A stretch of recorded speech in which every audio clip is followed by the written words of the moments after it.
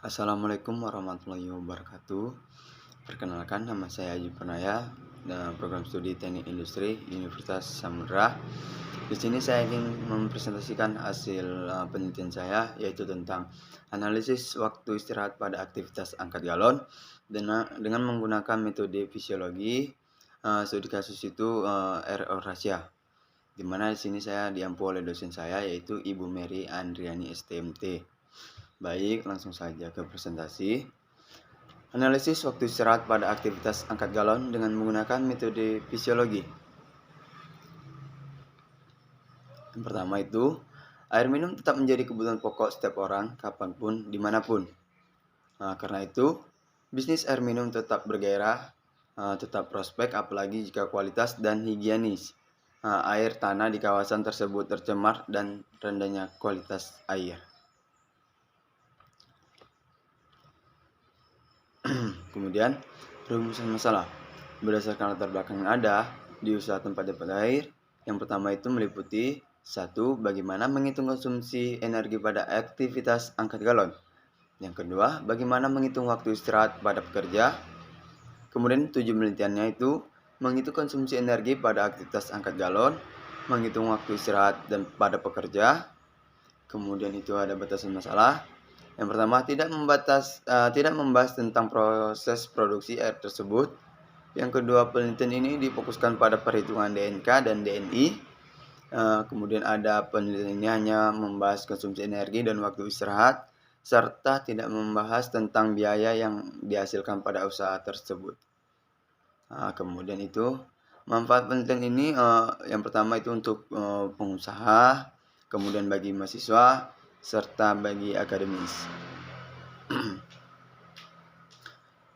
Di mana fisiologi adalah ilmu yang mempelajari fungsi organ tubuh manusia yang dipengaruhi oleh tekanan pada otot.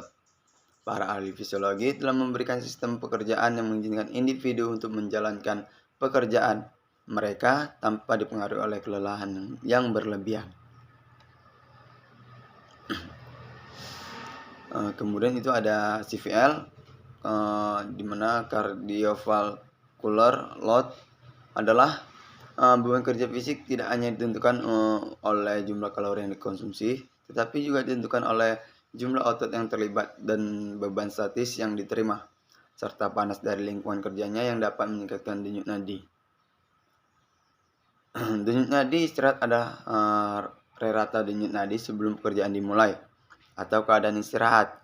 Denyut nadi kerja adalah rata denyut nadi selama bekerja. Kemudian ada nadi kerja, di mana selisih antara jumlah denyut nadi dan denyut istirahat. Nadi kerja adalah selisih pertama antara jumlah denyut nadi kerja dan denyut nadi istirahat.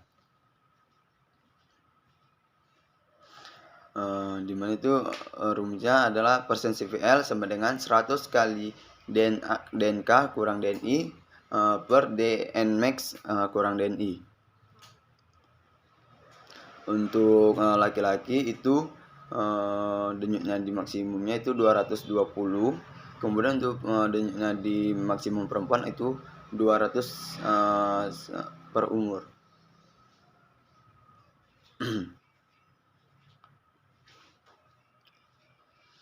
Hasil perhitungan persen CVL tersebut kemudian dibandingkan dengan klarifikasi yang telah ditetapkan sebagai berikut. Yang pertama, kurang dari 30%, tidak terjadi kelelahan. Kemudian 30 sampai dengan 60% diperlukan perbaikan. Kemudian 60 sampai dengan kurang 80% kerja dalam waktu singkat. 80 sampai dengan kurang 100% diperlukan tindakan segera.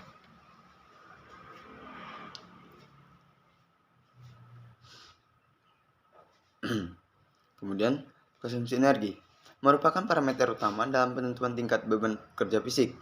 Konsumsi energi pada waktu kerja ditentukan dengan cara tidak langsung. Kemudian,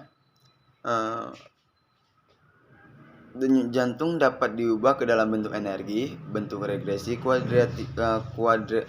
kuadratis yang menyatakan hubungan energi dengan kecepatan denyut jantung dapat dilihat pada persamaan. Simbol Y adalah energi, simbol X adalah kecepatan denyut jantung. untuk penentuan waktu istirahat dengan pendekatan fisiologi, di mana K sama dengan ET dikurang EI. Untuk keterangannya, K itu adalah konsumsi energi, kemudian ET itu adalah pengeluaran energi pada waktu kerja tertentu, sedangkan EI adalah pengeluaran energi sebelum bekerja. Selanjutnya, konsumsi energi dikonversikan dalam kebutuhan waktu istirahat dengan menggunakan persamaan Morel, yaitu RT sama dengan 0. Di mana RT adalah waktu istirahat, sedangkan K energi yang dikeluarkan selama bekerja. S merupakan standar energi yang dikeluarkan untuk pria sama dengan 5 kcal atau per menit, dan wanita 4 kcal per menit. BM adalah metabolisme basal. Untuk pria itu 1,7, untuk wanita itu 1,4. T adalah lamanya bekerja. Proses pengolahan air minum pada depot air minum isi ulang. Dalam bentuk konsumsi energi, biasa digunakan suatu bentuk hubungan energi dengan kecepatan jantung, yaitu sebuah persamaan regresi kuadratis sebagai berikut. Untuk yang di sini itu masih sama aja untuk keterangannya. Kemudian itu kita lanjut di metode penelitian, di mana waktu dan tempat. Penelitian ini dilakukan pada tanggal 29 bulan Oktober tahun 2022 di UMKM Depot Air Isi Ulang RO Rasya. Dikarenakan masalah yang terjadi ialah waktu istirahat pada pekerja di UMKM Depot tersebut masih kurang baik. Jadi untuk variabel penelitian itu adalah variabel independen atau bebas, kemudian ada variabel dependen itu terikat. Untuk kerangka konseptualnya itu seperti berikut. Itu ada persen CVL, kemudian ada konsumsi energi, baru kita hitung waktu istirahat pekerja.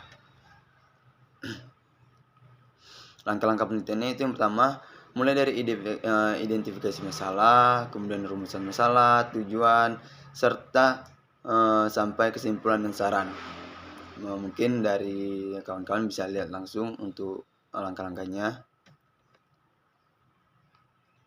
Kemudian adalah hasil dan pembahasan. Berikut yang pertama adalah data DNI istirahat pekerja, di mana untuk pekerja 1 DNI-nya itu 108, untuk umurnya itu 19 tahun. Di sini umur yang muda itu paling muda itu adalah 18 tahun. Kemudian umur yang tertua itu adalah 23 tahun. Mohon maaf, untuk yang nomor 7 itu umurnya itu adalah 19, mungkin saya salah ketik. Kemudian itu ada tabel 2 data dinadi kerja pekerja, di mana DNK-nya itu 120 yang pertama, yang kedua 110, hingga yang terakhir itu 121. Lanjut. Pekerjaan 1% CVL sama dengan 100 X dalam kurung 120 dikurang 108 per 201 dikurang 120, hasilnya 14.418%. Untuk klarifikasi tindakan itu kosong. Kemudian itu berikut adalah hasil dari CVL dari pekerja 1 hingga pekerja 10. Pembahasan hasil konsumsi energi pekerja. X sama dengan 120 adalah kecepatan unitnya di kerja. Kemudian ET-nya itu 1000,80 dikurang 0,02 ditambah 4,71, ya, kemudian mendapatkan hasil 5,85 kcal per menit. Lanjut.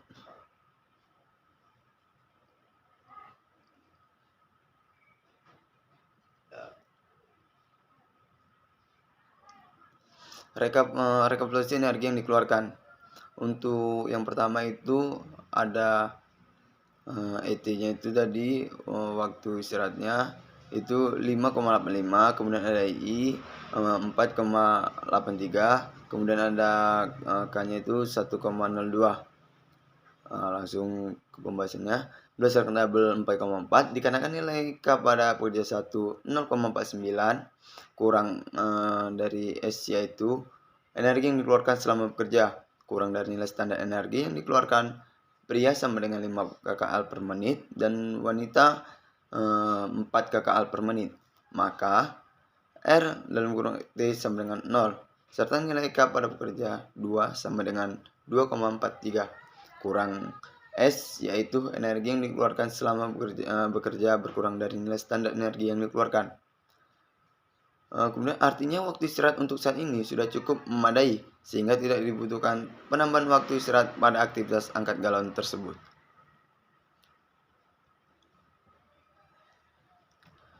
Baik, mungkin dari presentasi saya ini masih kurang baik. Saya ucapkan terima kasih kepada Ibu Mary Andriani sebagai dosen pengampu saya. Sekali lagi saya ucapkan terima kasih. Saya akhiri, assalamualaikum warahmatullahi wabarakatuh.